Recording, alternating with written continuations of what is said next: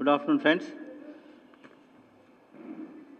The COVID-19 pandemic, we are almost into the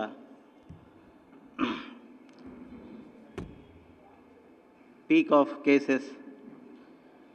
అంటే రాష్ట్రంలో కేసులు మరి ఆ పీక్ కర్వ్ ఏదైతే ఉందో మన రాష్ట్రం దాదాపు అన్ని జిల్లాలు కర్వ్ కొన్ని ఎంటర్ అయినాయి పీక్ కర్వ్లోకి, కొన్ని దాదాపు పీక్ మధ్య దశలో ఉన్నాయి. ఉదాహరణకి పీక్ ఎక్కువగా ఉన్న జిల్లాలు చూసుకుంటే ఉభయ గోదావరి జిల్లాలు, కర్నూలు, అనంతపురము, గుంటూరు, ఈ జిల్లాల్లో కేసులు ఎక్కువగా రిపోర్ట్ అవుతున్నాయి. దాదాపు మనకి ఈ కోవిడ్-19 మొదలయ్యేసి 5 మాసాలు పూర్తిగా వస్తుంది. మనం 6వ మాసంలోకి ఎంటర్ అయ్యాం. సో ఈ టైంలో పీక్ రావడం అనేది ఏ న్యాచురల్ కాన్సిక్వెన్స్. ఈ పాండమిక్ స్టేజ్ తీసుకుంటే మనము ఇప్పుడు we are into the peak. So ఒకసారి కాస్త నెంబర్లు చెప్తాను, మీకు కూడా ప్రతిరోజు డైలీ బులెటిన్ ఇస్తున్నాము. ఇప్పటి వరకు 23,62,62,000 పరీక్షలు చేశాము. సుమారుగా 2,06,000 పాజిటివ్ కేసెస్ రాష్ట్రంలో నమోదైనాయి. సో 1,20,000కు పైచిలకు రికవర్ అయ్యారు. 84,000 కేసులు ఇప్పుడు యాక్టివ్గా ఉన్నాయి. ఇంతవరకు మరణాలు 1842. ఈ పాజిటివిటీ చూసుకుంటే మన రాష్ట్రాన్ని 8.76. సో ఈ పాజిటివిటీలో ఉన్నాం మనము. కరెంట్ లెవెల్ పాజిటివిటీ తీసుకుంటే ఆగస్ట్ మాసంలో, ఇన్ఫ్యాక్ట్ మనము మొదటి నుంచి చూసుకుంటే మే వరకు మన పాజిటివిటీ ఆల్మోస్ట్ లెస్ దాన్ 1%. మే మాసం వరకు మనం ఎప్పుడైతే జూన్లో అన్లాక్ ప్రక్రియ మొదలైందో, జూన్ మాసంలో పాజిటివిటీ అంటే అది ఒక ఇంపార్టెంట్ క్రైటీరియా. జూన్ మాసంలో 2.16. జూలై మాసంలో మనకి కేసులు బాగా పెరగడం జరిగింది. జూలై మాసంలో పాజిటివిటీ 12.33%. మరి ఆగస్ట్, ఈరోజు మనము 8వ తేదీ ఉన్నాము, నిన్నటి వరకు మనకున్న లెక్కల ప్రకారము 16.24. అంటే ఇది అన్లాక్ పీరియడ్ వరకు ఎంత ఉంది, అన్లాక్ తర్వాత జూన్, జూలై, ఆగస్టు మనం చూసుకుంటే ఈ రకంగా పాజిటివిటీ పెరుగుకుంటూ వచ్చింది. ఈరోజు సగటున మనం ఈ పాండమిక్ మొదలైనప్పటి నుంచి ఈరోజు వరకు తీసుకుంటే క్యుములేటివ్గా 8.76% పాజిటివిటీ ఉంది. ఇక రెండవది ఇంపార్టెంట్ పారామీటరు మరణాల సంఖ్య. సో మనము నిన్నటి బులెటిన్లో వరకు 1842 మరణాలు మనము డిక్లేర్ చేయడం జరిగింది. సో ఈ కేస్ ఫెటాలిటీ రేట్ అంటారు, అంటే ఎన్ని పాజిటివ్ కేసు వచ్చాయి, ఆ పాజిటివ్ కేసుల్లో ఎన్ని మరణాలు సంభవించాయి అనేది ఒక ఇంపార్టెంట్ పారామీటరు. దాని ప్రకారం లెక్క వేస్తే మనకున్న ఈ డెత్స్ ఏవైతే ఉన్నాయో, మన నెంబర్ ఆఫ్ పాజిటివ్ కేసెస్ 2,60,000 మీద లెక్క పెడితే ఈ 1842 మరణాలని 0.89%, అంటే 8 దాదాపు 0.9% ఉంది, లెస్ దాన్ 1%. మన ఎఫర్ట్ అంతా కలిసి 1% అటు ఇటుగా ఉంటే మనం కేసెస్ని క్లినికల్గా బాగా మేనేజ్ చేస్తున్నామని చెప్పేసి కేంద్ర ప్రభుత్వం వాళ్ళు చెప్తున్నారు. నీతి ఆయోగ్ కూడా ఒక డైరెక్షన్ ఇచ్చింది, ఈ పాజిటివిటీ మేనేజబుల్ లిమిట్స్లో ఉండాలి. దాని తర్వాత కేస్ ఫెటాలిటీ రేటు 1% అటు ఇటుగా ఉండాలనేసి. సో ఆ లెక్కన వేసుకుంటే కేస్ ఫెటాలిటీ రేటు మనము ఐ థింక్ కంట్రోల్డ్గానే ఉన్నట్లు మనం భావించాలి. ఇక ఇప్పుడు ఇన్ని కేసులు వస్తున్నప్పుడు మనము ప్రభుత్వం కానీ ప్రజలు కానీ అందరం కూడా దృష్టి పెట్టాల్సిన అంశం వచ్చేసి సివియర్గా symptomatic cases. Severe symptomatic cases అంటే ఇప్పుడు ఇంతవరకు మాకున్న అనుభవం ప్రకారము 3-4 రోజులు జ్వరం వచ్చి కంటిన్యూస్గా జ్వరం తగ్గకుండా ఊపిరి ఆడడము, అంటే బ్రెత్లెస్నెస్, అంటే శ్వాస తీసుకోవడంలో కన్నా ఇబ్బంది ఉండి, మరి మేమందరం కూడా ఏఎన్ఎంస్కి పల్స్ ఆక్సిమీటర్స్ ఇచ్చాము మన ఆక్సిజన్ శాచురేషన్ లెవెల్స్ మెజర్ చేసుకునే దానికోసం. అది 94% కంటే అంటే 94% కంటే తక్కువ ఉన్న రీడింగ్ నమోదైతే, అంటే 3-4 రోజులు జ్వరము, శ్వాస తీసుకోవడంలో ఇబ్బంది, దాని తర్వాత ఆక్సిజన్ శాచురేషన్ శాతము 94 కంటే తక్కువ ఉంటే మాత్రము పరీక్ష కూడా చేయకుండా హాస్పిటల్లో అడ్మిషన్ చేయవలసిందిగా గత వారం రోజులుగా మా స్ట్రాటజీలో మార్పు చేసుకున్నాం. ఎందుకంటే టెస్ట్ చేసి రిజల్ట్ వచ్చి కొంత టైము వేస్ట్ అవుతుంది. సో ఇటువంటి కేసుల్ని క్లినికల్ డయాగ్నోసిస్ అంటారు దీన్ని. ఆ క్లినికల్ లక్షణాలు బట్టి మనము హాస్పిటల్లో అడ్మిట్ చేయాల్సిన అవసరం ఉంది. ఈ రకంగా ఏర్పాటు చేయడం వల్ల ఏంటంటే, మరణాలు సంభవించక ముందు ఏదైనా ఒక కేసుని హాస్పిటల్లో అడ్మిట్ చేసిన తర్వాత ఒక 6 నుంచి 7 రోజులు వ్యవధిగానే డాక్టర్స్కి ఇవ్వగలిగితే మనము ఆ కేసును ట్రీట్ చేసేదానికి, ఆ క్రెడిట్స్ని సేవ్ చేసేదానికి అవకాశం ఎక్కువ ఉంది. ఇప్పటికి కూడా కొన్ని మరణాలు అడ్మిట్ అయిన 2 రోజులు కానీ 3 రోజులు కానీ అడ్మిట్ అయిన రోజులు కానీ మరణాలు సంభవిస్తున్నాయి. సో అది తగ్గాలి అంటే మనం ఎవరైతే ఈ లక్షణాలు ఉన్నాయో వాళ్ళు సెల్ఫ్ రిపోర్టింగ్ చేసుకోవాల్సి ఉంటుంది. దాని తర్వాత ప్రభుత్వం కూడా, వైద్య శాఖ కూడా కలెక్టర్ల ద్వారా ఇటువంటి కేసుల్ని ఐడెంటిఫై చేసి మరి హాస్పిటలైజ్ చేయాల్సిందిగా మనం ఆదేశాలు ఇచ్చాము. సో ప్రతి గ్రామంలో కూడా విలేజ్ సెక్రటరియట్లో ఉన్న వాలంటీర్ వ్యవస్థని, అక్కడ ఉన్న విలేజ్ సెక్రటరీ ఎంప్లాయీస్ని, ముఖ్యంగా ఏఎన్ఎంని మరి డైరెక్షన్స్ ఇవ్వడం జరిగింది. ప్రతి గ్రామంలో కూడా ఈ రకమైన లక్షణాలు ఉంటే మరి వెంటనే వాలంటీర్కి కానీ ఏఎన్ఎం కానీ తెలియజేయమని చెప్పి టామ్ వేయడం కూడా జరిగింది. సో ఈరోజు మీ ద్వారా నేను చేసిన అప్పీల్ ఏంటంటే, ఈ లక్షణాలు ఎవరికున్నా కానీ జ్వరం 3-4 రోజుల పైన వస్తూ శ్వాస తీసుకోవడంలో ఇబ్బంది ఉన్నవాళ్ళు వెంటనే 104 కాల్ సెంటర్కి ఫోన్ చేసి, లేదా అందుబాటులో ఉన్న ఏఎన్ఎంకి వాలంటీర్కి తెలియజేస్తే వాళ్ళని మరి వెంటనే ఒక చిన్న టెలికన్సల్టేషన్ ద్వారానో ఏఎన్ఎం వెరిఫై చేసుకొనో హాస్పిటల్కి తీసుకొచ్చేదానికి ఏర్పాటు చేశాము. కాబట్టి ఇక్కడ నిర్లక్ష్యం వహించదండి. ఎవరికైతే ఈ లక్షణాలు ఉన్నాయో, ముఖ్యంగా జ్వరము 4 రోజులుగా 3-4 రోజులుగా వస్తూ డిఫికల్టీ ఇన్ బ్రీతింగ్, శ్వాస తీసుకోవడంలో ఇబ్బంది ఉంటే మాత్రం తప్పకుండా మీ విలేజ్లో వ్యవస్థ పెట్టాము. తర్వాత జిల్లా స్థాయిలో ఒక కంట్రోల్ రూమ్ ఉంది. ఆ నెంబర్ కూడా ఆ జిల్లాలలో బాగానే ప్రాచుర్యం పొంది ఉంది. రాష్ట్రం మొత్తానికి 104 కాల్ సెంటర్ నెంబర్ కూడా 24/7 పనిచేస్తుంది. కాబట్టి ఎవరైనా సరే హాస్పిటల్ అడ్మిషన్కి ఈ నెంబర్కి ఫోన్ చేయొచ్చు. మీ గ్రామస్థాయిలో ఉండే సిబ్బంది కూడా తెలియజేయచ్చు. అట్లనే గ్రామస్థాయితో పాటు మండల స్థాయిలో కూడా ఒక కంట్రోల్ రూమ్ ఏర్పాటు చేసుకోమని చెప్పాము. సో ఈ రకంగా కోఆర్డినేట్ చేస్తూ డిస్ట్రిక్ట్ లెవెల్లో కంట్రోల్ రూమ్ ఉంది, స్టేట్ లెవెల్లో 104 కంట్రోల్ రూమ్ ఉంది. కాబట్టి ఇన్ని వెసులుబాటు ఉంది. కాబట్టి ఏమాత్రం నిర్లక్ష్యం చేయొద్దండి. లాస్ట్ మినిట్లో రావడం వల్ల కొన్ని సందర్భాల్లో ఆ కేసుల్ని సేవ్ చేయలేకపోతున్నాము.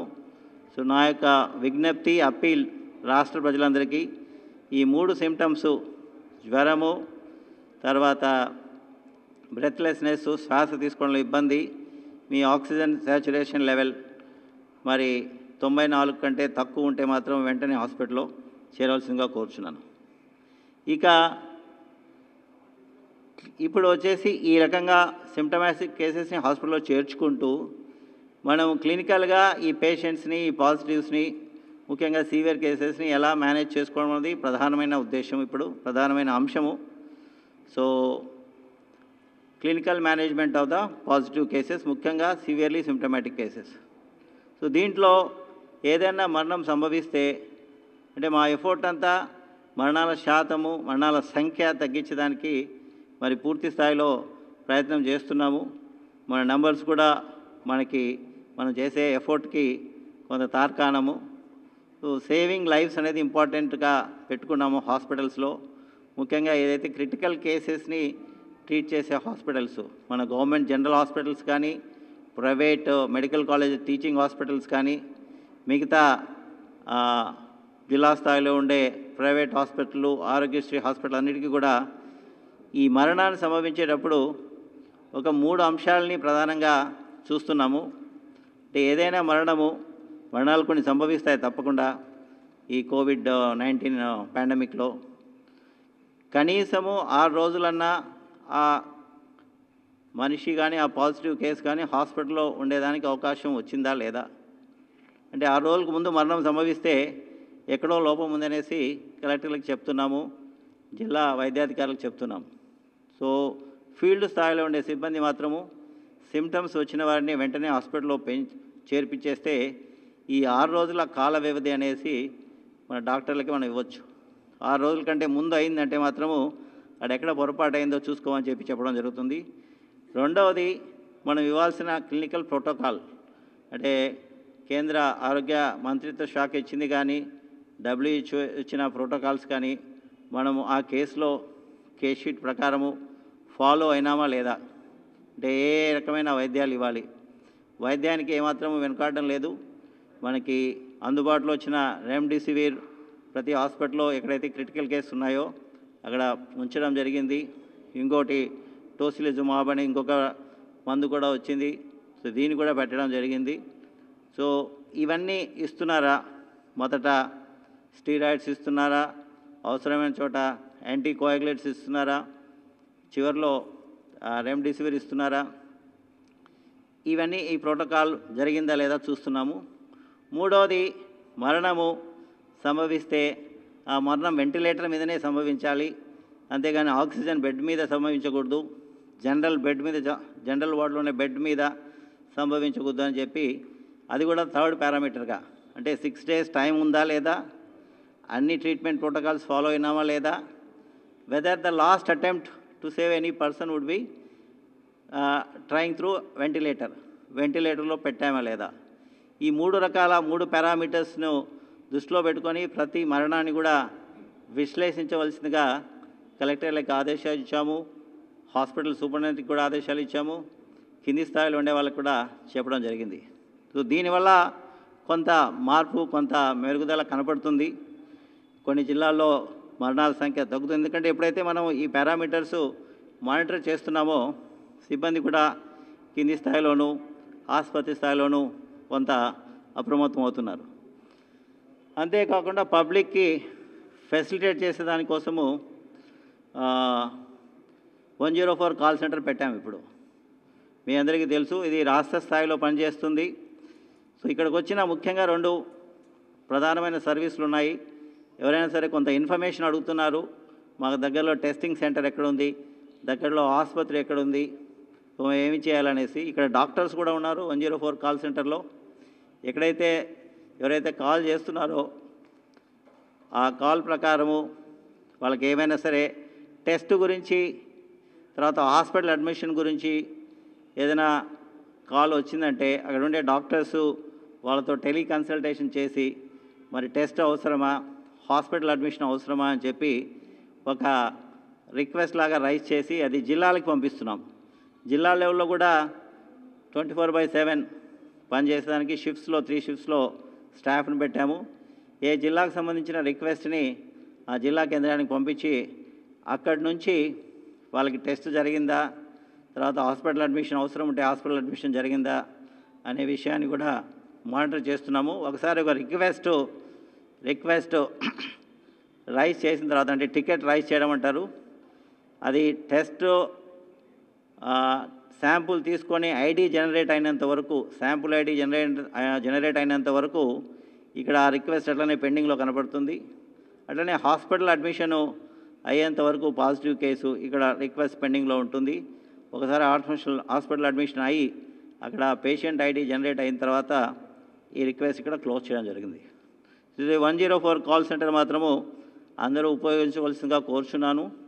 అట్లనే 14410 అనేసి టెలిమెడిసిన్ నెంబర్ ఉంది.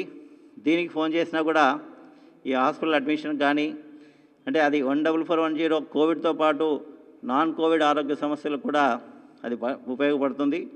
కోవిడ్కి సంబంధించిన టెస్ట్ కానీ, తర్వాత హాస్పిటల్ అడ్మిషన్ కానీ అక్కడ రిక్వెస్ట్ వస్తే అది 104 కాల్ సెంటర్కి డైవర్ట్ చేయడం జరుగుతుంది. అట్లనే ప్రతి ఆసుపత్రిలో కూడా ముఖ్యమంత్రి గారి ఆదేశాల ప్రకారము ఒక హెల్ప్ డెస్క్ని ఏర్పాటు చేయడం జరిగింది. హెల్ప్ డెస్క్కు ఇన్ఛార్జ్గా హాస్పిటల్ నుంచి ఒక సీనియర్ అధికారి ఇన్ఛార్జ్ ఉంటారు. జిల్లా యంత్రాంగం నుంచి కూడా ఒక్కొక్క అధికారిని అక్కడ మరి పర్యవేక్షకులుగా పెట్టాము. ఇక్కడ 2 అంశాలు వాళ్ళకి వాళ్ళ డ్యూటీస్గా చెప్పడం జరిగింది. ఒకటి, ఎవరైనా పేషెంట్ లోపల ఉన్నప్పుడు ఆ పేషెంట్ తాలూకా బంధువులు బయట నుంచి పేషెంట్ యొక్క పరిస్థితి తెలుసుకునే దానికి ఇన్ఫర్మేషన్ ఇచ్చేదానికి ఈ హెల్ప్ డెస్క్ పనికొస్తుంది. రెండవది, హాస్పిటల్లో ఎన్ని బెడ్స్ ఉన్నాయి, తర్వాత హాస్పిటల్లో ఎవరైనా అడ్మిట్ అయ్యేదానికి వచ్చినప్పుడు వాళ్ళని ఫెసిలిటేట్ చేసేదానికి కూడా ఈ హెల్ప్ డెస్క్ ఉపయోగపడుతుంది. ప్రతి హాస్పిటల్ ముందర కూడా ఎన్ని బెడ్స్ మొత్తం ఉన్నాయి, హాస్పిటల్లో ఎన్నిట్లో ఆక్యుపై ఉన్నాయి బెడ్స్, ఎన్ని బెడ్స్ ఖాళీగా ఉన్నాయి అనే అంశాన్ని కూడా కనీసం రోజుకి 2-3 సార్లు దాన్ని అప్డేట్ చేస్తూ అది ఆ బోర్డులో ఈ వివరాలు మరి పొందుపరచవలసిందిగా చెప్పడం జరిగింది. అదే రకంగా పబ్లిక్ కన్వీనియన్స్ కోసము బెడ్స్ అవైలబిలిటీ ఆన్లైన్లో కూడా వెబ్లో కూడా పెట్టడం జరిగింది. సో పబ్లిక్కి సంబంధించి పోర్టల్లో హెల్త్ డిపార్ట్మెంట్స్ ఒక పోర్టల్ పెట్టి ఉంది.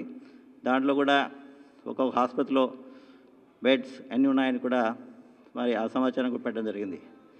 ఇప్పుడు నెంబర్స్ పెరుగుతున్నాయి. ఈ నెంబర్స్ పెరిగే దాంట్లో ప్రజలు కూడా బాధ్యత వహించాలి. ఇంకొకటి ముఖ్యమైనది ఈ టైంలో చేయాల్సింది ఏంటంటే పబ్లిక్ పార్టిసిపేషన్. అంటే ప్రభుత్వాలు మరి బెడ్స్ పెంచింది, తర్వాత అడిషనల్ స్టాఫ్ ఇస్తున్నారు, టెస్టింగ్ కెపాసిటీ పెంచారు, తర్వాత మంచి మెడిసిన్స్ కూడా అందుబాటులో పెంచాము, వెంటిలేటర్స్ కూడా పెట్టడం జరిగింది.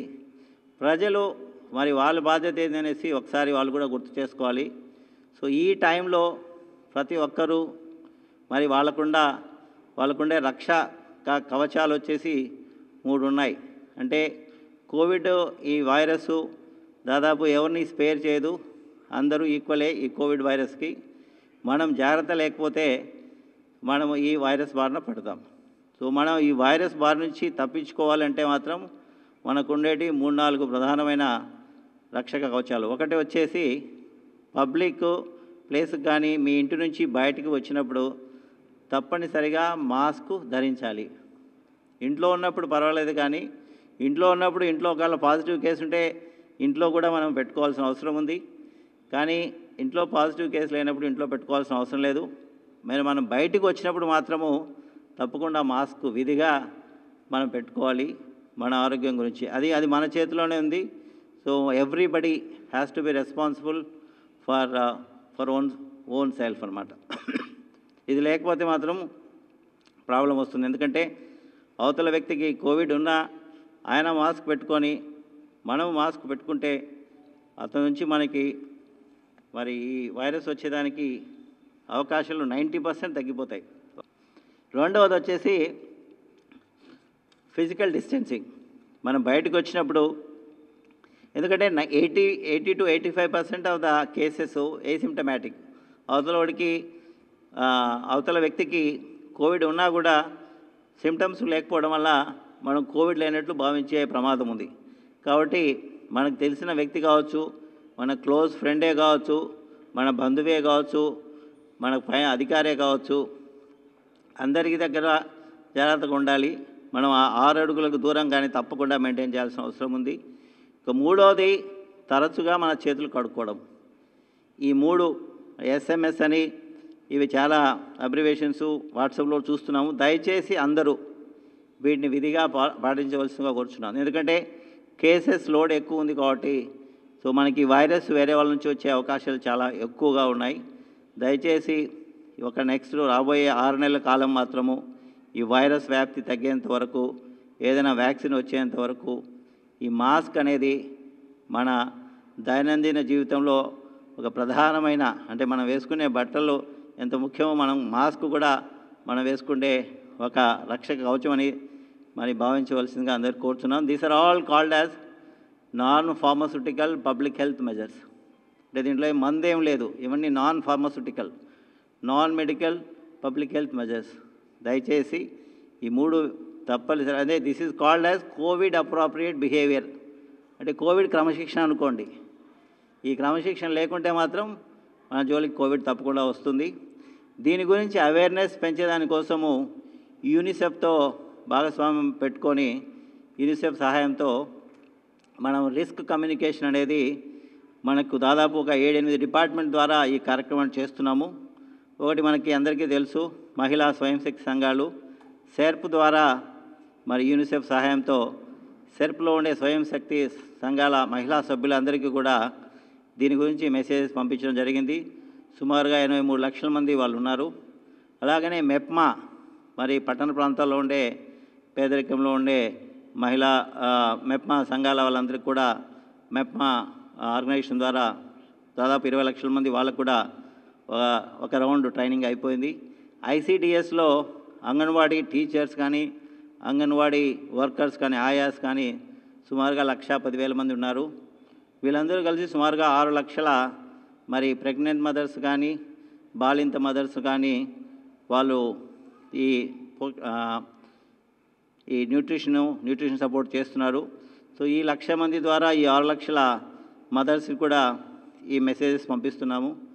యూత్ వెల్ఫేర్ డిపార్ట్మెంట్ ద్వారా యూత్ క్లబ్ మెంబర్స్కి అందరికీ, విలేజ్ అండ్ వార్డ్ వాలంటీర్స్ అందరికీ కూడా ఈ గ్రామ సెక్రటరియట్ డిపార్ట్మెంట్ ద్వారా మరి వాళ్ళకు కూడా ట్రైనింగ్ ఇవ్వడం జరిగింది. నరేగాలో పనిచేస్తున్న మరి నరేగా జాబ్ కార్డ్ హోల్డర్స్ ఎవరైతే ఉన్నారో వేజ్ సీకర్సు వాళ్ళకు కూడా మరి కమిషనర్ రూరల్ డెవలప్మెంట్ ద్వారా వాళ్ళకి ట్రైనింగ్ ఇవ్వడం జరిగింది. కొంతమంది స్వచ్ఛాగ్రహీస్ ఉన్నారు, మన స్వచ్ఛ భారత్ క్యాంపెయిన్లో పనిచేసే స్వచ్ఛాగ్రహీస్కి వీళ్ళకి కూడా శిక్షణ ఇవ్వడం జరిగింది. ఈ శిక్షణ అనేది కంటిన్యూస్గా కనీసం ఎవ్రీ 15 డేస్కి ఒకసారి కొనసాగుతుంది. జనరల్ పబ్లిక్ అందరికీ కూడా ఇందాక నేను చెప్పిన రిక్వెస్టు మీరు కూడా పాత్రికేయులందరికీ కొడుతున్నాను. ఈ మెసేజెస్ మాత్రము మీ టీవీస్లో కానీ మీ న్యూస్ పేపర్స్లో కానీ మాస్క్ గురించి, ఫిజికల్ డిస్టెన్సింగ్ గురించి, హ్యాండ్ హైజీన్ గురించి తప్పకుండా వీరు బహుళ మరియు విస్తృతమైన ప్రచారం చేయవలసిందిగా కోరుచున్నాను. ఇప్పుడు వచ్చిన సర్జ్ కెపాసిటీస్ మన దాదాపు 10,000 కేసులు రోజుకు వస్తున్నాయి. వాటిని హ్యాండిల్ చేసేదానికి మనము మరి సుమారుగా 138 హాస్పిటల్స్ మనం వాడుతున్నాము. 60 గవర్నమెంట్ హాస్పిటల్స్, 78 ప్రైవేట్ హాస్పిటల్స్. ఈ హాస్పిటల్లో సిబ్బందిని పెంచేదానికి ఇంక్లూడింగ్ ప్రైవేట్ హాస్పిటల్స్ అడహాక్ బేసిస్ మీద చేసేదానికి సుమారుగా 20,000 నుంచి 20,000 డిఫరెంట్ స్టాఫ్ మెంబర్స్ని, డాక్టర్స్ కానీ, స్పెషలిస్ట్ డాక్టర్స్ కానీ, జనరల్ డ్యూటీ మెడికల్ ఆఫీసర్స్ కానీ, అనస్థెటిక్స్ టెక్నీషియన్స్ కానీ, స్టాఫ్ నర్సెస్ కానీ ఇవ్వడం జరిగింది. ట్రైనీ నర్సెస్ కూడా సుమారుగా 11,000 మంది ఉన్నారు. సో మొత్తము ఈ స్టాఫ్ 20,000 మంది, ట్రైనీ నర్సెస్ 10,000 మందిని మరి ఎంగేజ్ చేసుకోమని కలెక్టర్స్కి ఆదేశాలు ఇవ్వడం జరిగింది. వెంటిలేటర్స్ నెంబర్స్ కూడా కలెక్టర్స్ అడిగారు. సో ఇంతకుండే నెంబర్స్ కంటే ఇంకొక అదనంగా 1000 దాకా మనం డిప్లాయ్ చేస్తున్నాము వివిధ జిల్లాల్లో. తర్వాత అంబులెన్సెస్ మనం కొత్తగా ఇంట్రడ్యూస్ చేసిన 108 అంబులెన్స్తో పాటు పాత వెహికల్స్ కూడా వాడుతున్నాము. ఆర్బీఎస్కేకి సంబంధించిన వాహనాలు వాడుతున్నాము. కలెక్టర్లు కొందరు జిల్లాలో ఉండే ప్రైవేట్ అంబులెన్స్లు కూడా హైర్ చేసుకోవడం జరిగింది. టెస్టింగ్ కెపాసిటీస్ కూడా మనము ఈ టైంలో ఎక్కువ నెంబర్స్ ఆఫ్ టెస్ట్ చేయాల్సి ఉంటుంది. మనం ఈ లక్కీగా మనకి ర్యాపిడ్ యాంటిజెన్ కిట్స్ వచ్చాయి. సో వాటి ద్వారా కూడా సుమారుగా 50 నుంచి 60,000 పరీక్షలు మనం నిర్వహిస్తున్నాం. సో ఈ రకంగా సర్జ్ కెపాసిటీస్ కూడా మనం పెంచడం జరిగింది. అన్ని రకాలుగా హాస్పిటల్ బెడ్స్ కానీ, స్టాఫ్ కానీ, మెడిసిన్స్ కానీ, తర్వాత ఎక్విప్మెంట్ కానీ. ఇంకొకటి మొదలు పెట్టామండి, నిన్నటి నుంచి మొదలైంది సీరో సర్వేలెన్స్. మీరు వినింటారు సీరో ప్రివలెన్స్ గురించి. అంటే కమ్యూనిటీలో ఎంతవరకు యాంటీబాడీస్ ఉన్నాయి. ఐజీజీ అనేది ప్రధానమైన యాంటీబాడీ, ఇది లాంగ్ టర్మ్లో ఉంటుంది ఎవరికైనా ఇన్ఫెక్షన్ వచ్చిన తర్వాత. మీరు బహుశా ముంబై గురించి, ఢిల్లీ గురించి చదివింటారు. ఢిల్లీలో వాళ్ళు సీరో ప్రివలెన్స్ చేస్తే సుమారుగా 21,000 శాంపుల్స్ తీసుకున్నారు. జూన్ లాస్ట్ వీక్లో టెస్ట్ చేయడం జరిగింది. అప్పటికి ఢిల్లీలో దాదాపు కేసులు 1,00,000 పైచీలకు పాజిటివ్ కేసు ఉన్నప్పుడు సీరో ప్రివలెన్స్ టెస్ట్ చేస్తే ఎన్సిడిసి అనే సంస్థ చేసింది. National centre for disease control అనే సంస్థ, ఢిల్లీ గవర్నమెంట్ కలిసి చేశారు. దాని ప్రకారం 23.5% ప్రజల్లో యాంటీబాడీస్ వాళ్ళు కనుక్కోవడం జరిగింది. అంటే 23.5%, 100 మందిలో 23 మందికి ఢిల్లీలో ఇన్ఫెక్షన్ వచ్చి పోయినట్లు దాని ద్వారా ఒక నిర్ధారణ చేయొచ్చు. ఎందుకంటే దాంట్లో వాళ్ళకు యాంటీబాడీస్ కనపడ్డాయి కాబట్టి. ఎందుకంటే ఆ రకంగా ఎందుకు కనపడుతుందంటే మనం అన్ని కేసెస్ ఐడెంటిఫై చేయలేం. సో 1,00,000 పైచీల కేసులు ఉన్నప్పుడు సుమారుగా ఢిల్లీ 23.5% అంటే ఢిల్లీ జనాభా 2 కోట్లు అనుకుంటే మనము దాదాపు 45 లక్షల మందికి ఢిల్లీలో ఆ టైంకి వచ్చి వెళ్ళిపోయింది. సో దానివల్ల ఇన్ఫెక్షన్ రేటు స్లో డౌన్ అయింది అనేసి ఒక అనాలిసిస్ ఉంది. అదే రకంగా ముంబైలో మొన్న ఈ మధ్య చేశారు. నీతి Aayog, Mumbai municipal corporation and Tata institute of fundamental research వాళ్ళు సుమారుగా 7,000 శాంపుల్స్ వేశారు 3 వార్డ్స్లో. దాని ప్రకారం వాళ్ళకున్న అనాలిసిస్ స్లమ్స్లో అయితే 57% మందికి యాంటీబాడీస్ కనపడ్డాయి. నాన్ స్లమ్ ఏరియాలో రెసిడెన్షియల్ సొసైటీ ఏరియాస్లో దాదాపు 16% వారికి యాంటీబాడీస్ కనపడ్డాయి. అమెరికాలో కూడా చేశారు ఈ మధ్య. అమెరికాలో చేసిన దాని ప్రకారం న్యూయార్క్లో చేస్తే న్యూయార్క్లో 23% వాళ్ళకి, న్యూయార్క్లో 2.3 lakh కేసులు ఉన్న టైంలో దాదాపు 23% ప్రజల్లో యాంటీబాడీస్ కనపడ్డాయి. యుఎస్ యాజ్ ఎ హోల్ మన ఒక స్టాటిస్టికల్ మోడల్లో చూస్తే 9% పాపులేషన్కి యాంటీబాడీస్ ఉన్నట్లు వాళ్ళు అది it's only A projection based on some analysis. So ఇవన్నీ దృష్టిలో పెట్టుకొని మనం కూడా 4 జిల్లాల్లో మొదలుపెట్టాము ఈ sero surveillance, IgG antibodies, క్లియా testing ద్వారా మనం చేస్తున్నాము. జిల్లాకి 3,750 శాంపుల్స్ మనం కలెక్ట్ చేయబోతున్నాము. ఇది బ్లడ్ శాంపుల్స్ కలెక్ట్ చేసి ల్యాబ్ తీసుకొచ్చి ఐజీజీ యాంటీబాడీ ఉందా లేదా అని చెప్పి మనము పరీక్ష చేస్తాము. కృష్ణా జిల్లాలోను, తూర్పుగోదావరి జిల్లా, అనంతపురము, నెల్లూరు జిల్లాలో ఈ సీరో ప్రివలెన్స్ సర్వే జరుగుతుంది. బహుశా వారం రోజుల్లో ఇది పూర్తవుతుంది. సో దీన్ని బట్టి మనకి ఎంత శాతం ప్రజల్లో ఇన్ఫెక్షన్ వచ్చి వెళ్ళిపోయింది, ఎంత శాతం ప్రజల్లో యాంటీబాడీస్ ఉన్నాయనే విషయాన్ని మనకు తెలుస్తుంది. దానివల్ల ఆ జిల్లాకు సంబంధించి కొంత స్ట్రాటజీ కానీ వ్యూహంలో కానీ కొంత మార్పు చేసుకోవాల్సిన అవసరం ఉంటుంది. చాలామంది ఎక్కువ మందికి వచ్చి వెళ్ళిపోయింది అనుకోండి, అప్పుడు ఆ జిల్లాలో మనం అంత పెద్దగా వరీ అవ్వాల్సిన అవసరం లేదు. అంటే 100 మందిలో 25 మందికి వచ్చిందంటే ఇంకా వల్నరబుల్ పాపులేషను 75% మాత్రం ఉండట్లే, 20% మంది దాదాపు ఇన్ఫెక్షన్ ఆల్రెడీ వచ్చిపోయింది కాబట్టి.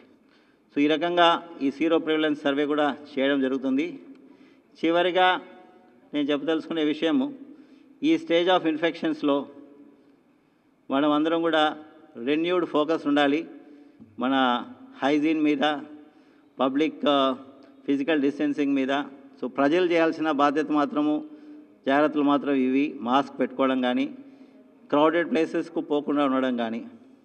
తర్వాత ఇప్పుడు మా వ్యూహంలో ప్రధానమైన అంశం వచ్చేసి సివియర్ సిమ్టమాటిక్ కేసెస్ని ఇమీడియట్గా తక్షణంగా హాస్పిటల్లో చేర్పించడం అనేది ఒక ప్రధాన అంశంగా ముందుకు పోతున్నాము. అలాగనే ఏసిమ్టమాటిక్ కేసెస్ కానీ, మైల్డ్ కేసెస్ కానీ హోమ్ ఐసోలేషన్ ద్వారా, కోవిడ్ కేర్ సెంటర్ ద్వారా హ్యాండిల్ చేయడం జరుగుతుంది.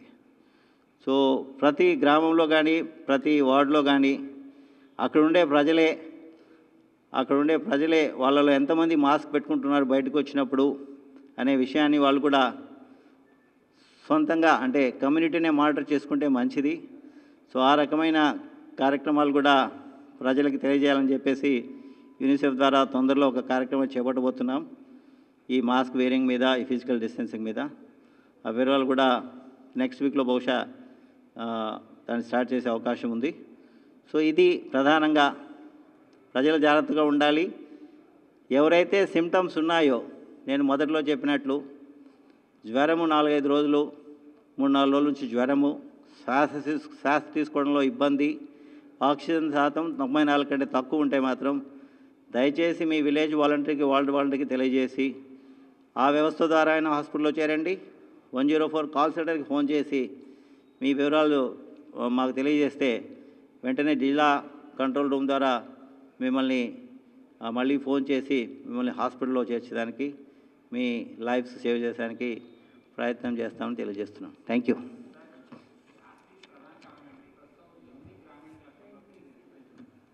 It's there. ఐ థింక్ దాదాపు ఇప్పుడుండే మన క్లస్టర్స్ సుమారు 4,000 క్లస్టర్స్ ఉన్నాయి. So I think about 50-60% would be in the urban, balance will be in the rural. It's there in the rural areas also. వ్యాప్తికి ప్రధాన కారణం ఏముండదు. Virus it spreads, so it has to spread. No, see, once the movement is more, then the spread is more. So locking lockdown is only to prepare ourselves. So I think AP has done reasonably well in terms of preparation, testing capacity, beds, doctors, other things. Yes. ఇంకోటి ఏమైందంటే ఇప్పుడు ఇందాక symptomatic cases చెప్పాము, కొన్ని mild cases ఉన్నప్పుడు so అక్కడే stabilise చేసేదాని కోసం సిహెచ్సిలో కూడా, అంటే సిహెచ్సి అంటే పెరిఫెరల్ ఏరియా, సో మనకి దాదాపు 160 170 ఉన్నాయి ఇవి సిహెచ్సిలు. సిహెచ్సిలో కూడా ఒక 5 బెడ్ల దాకా పెట్టుకోమని చెప్పాము. కొన్ని జిల్లాల్లో కలెక్టర్లు మొదలుపెట్టారు. దానివల్ల కూడా కేసును ఒకవేళ ఇమీడియట్గా షిఫ్ట్ చేసే ముందు కొంత స్టెబిలైజ్ చేసి షిఫ్ట్ చేయాల్సిన అవసరం ఉంటుంది. దానికి ఈ సిహెచ్సిలో ఆక్సిజన్ బెడ్స్ ఉపయోగపడుతున్నాయి. ఆక్సిజన్ బెడ్స్ దాదాపు మనం ఈ పాండమిక్ మొదలు కాకముందు 3000 దాకా మనకు ఆక్సిజన్ బెడ్స్ ఉన్నాయి అన్ని ఆసుపత్రుల్లో, ప్రభుత్వ ఆసుపత్రుల్లో. సుమారుగా అదనంగా 11,000 తీసుకున్నాము, దాదాపు అన్నీ పూర్తి అయ్యాయి. సో ఆక్సిజన్ బెడ్స్ మాత్రం పుష్కలంగా ఉన్నాయి.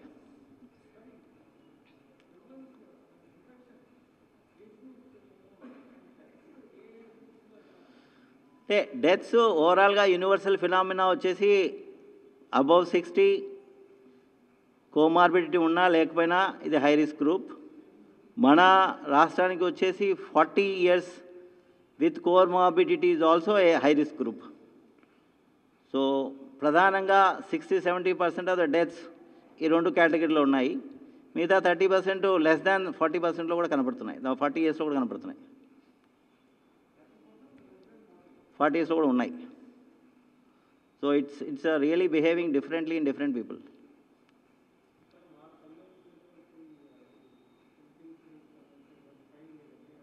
Can you be a bit louder?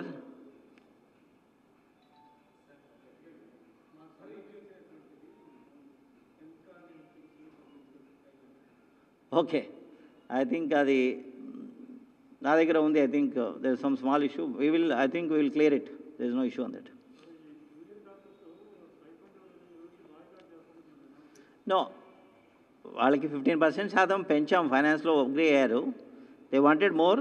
I think it's in the final stage. We'll issue the orders. We have told them we are in talk. అంటే మా DME is in touch with them. 15% పెంచాము, but they want more. So we are trying to file is in the finance department. I think sort out అవుతుంది. అది ఇచ్చాం, అది ఇచ్చేసాం.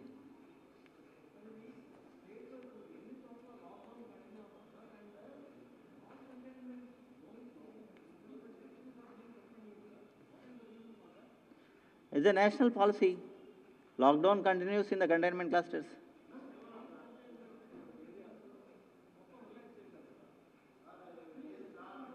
Non-containment కాదు కదా, containment క్లస్టర్స్లో.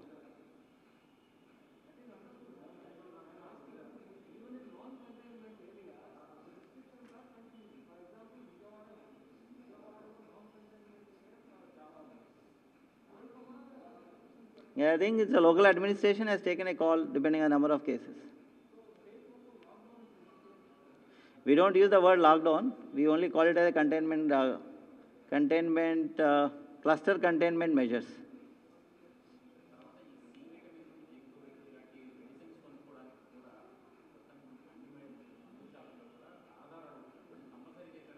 No, nothing of that sort. అంటే ఒకటి ఉంది, ఆధార్ కానీ ఫోన్ నెంబర్ కానీ ఎందుకు ఉందంటే ఇవి ఇలా కొంటున్నారంటే మా దగ్గర ఒక ఫార్మసీ యాప్ అని ఉంది.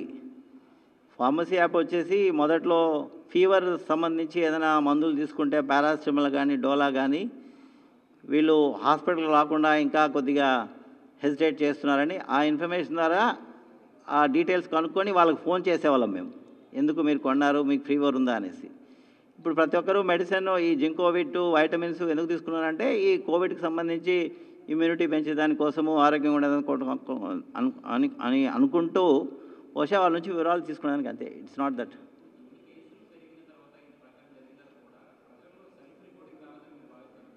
కొన్ని కేసులు లేట్ వస్తున్నారు, ఇంకా we have problem.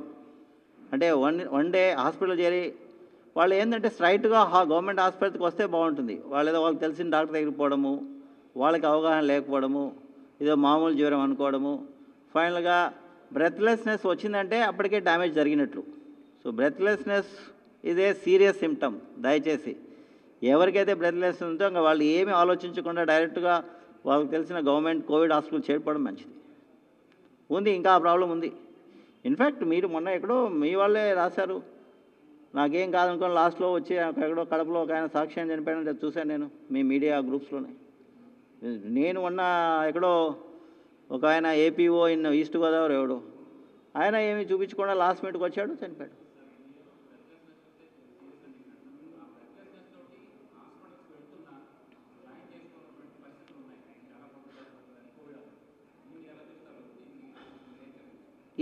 We are very, very clear. Fever for 3-4 days, breathlessness, oxygen level 94% తక్కువ ఉంటే we are giving admission.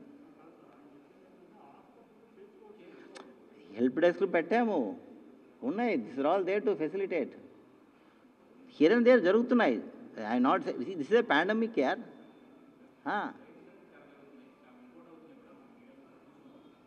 No we are aware of this thing. కొందరు ఏమంటారంటే there are other issues also.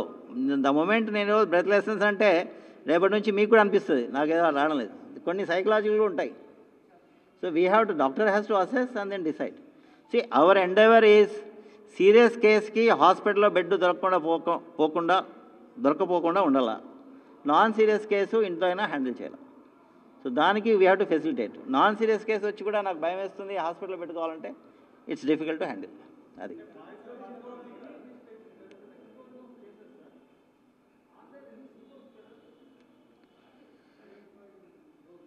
జనరల్గా సూపర్ స్ప్రెడర్స్ వచ్చేసి ఎవరైనా సరే vegetable vendor కానీ, shop some sales executive కానీ, సేల్స్ అసిస్టెంట్ కానీ, ఫోటోగ్రాఫర్ కానీ, రేషన్ షాప్ డీలర్ కానీ, where he comes in contact with large number of people. So this are all the people అంటే ఇన్ ద పాస్ట్ వచ్చాయి. So వాళ్ళందరినీ identify చేసి చేయడం జరిగింది. ఇప్పుడు మోరాలెస్ ఆ నెంబర్స్ తగ్గిపోయాయి. ఇప్పుడు ఏం కంఫర్టబుల్గా ఉన్నామండి. Comfortable. I think we have more than 2,000, another 2,000 also we are getting, no issue. We don't have enough people to handle that many. A ventilator requires some skills. That I can answer to next week this time. Zero surveillance will give me some indication. So at least zero surveillance initial days lo, last 2 days lo ఈ కేసులు తక్కువ వచ్చేదానికి ఇప్పుడు test results ఇప్పుడు వస్తున్నాయి. I can't reveal it now, but the correlation కనబడుతుంది. So by next Saturday I think will be able to tell you. We don't no.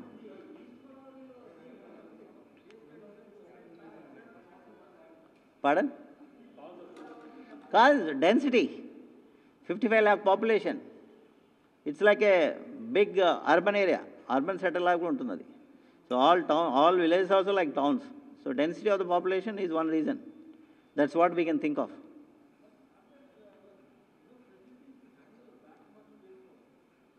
See, East Godavari lo collector's approach is he is handling most of the cases through home isolation. People are also very comfortable there. So, and East Godavari lo you got 2 private medical college hospitals, 1 GGH, 1 district hospital. So we are able to handle them. And then there are enough COVID care centers beds, almost 8,000 to 10,000 COVID care center beds are there.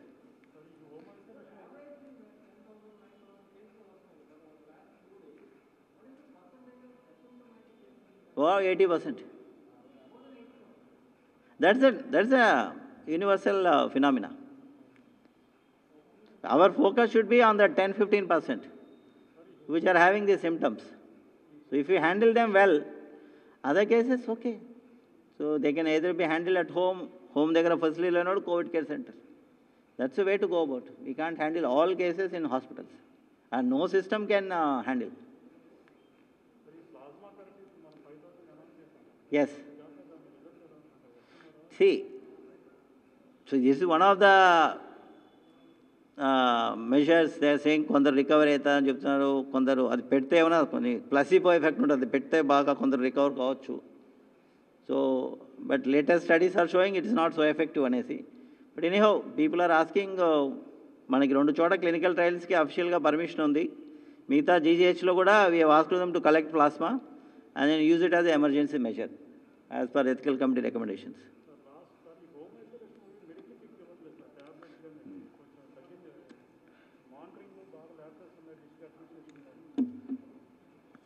we have told all collectors, so we have told them to give the kits also.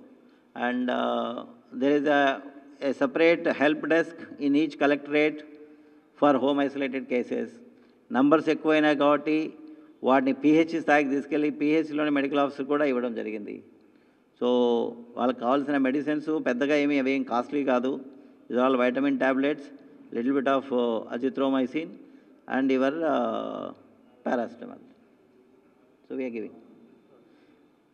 Thank you.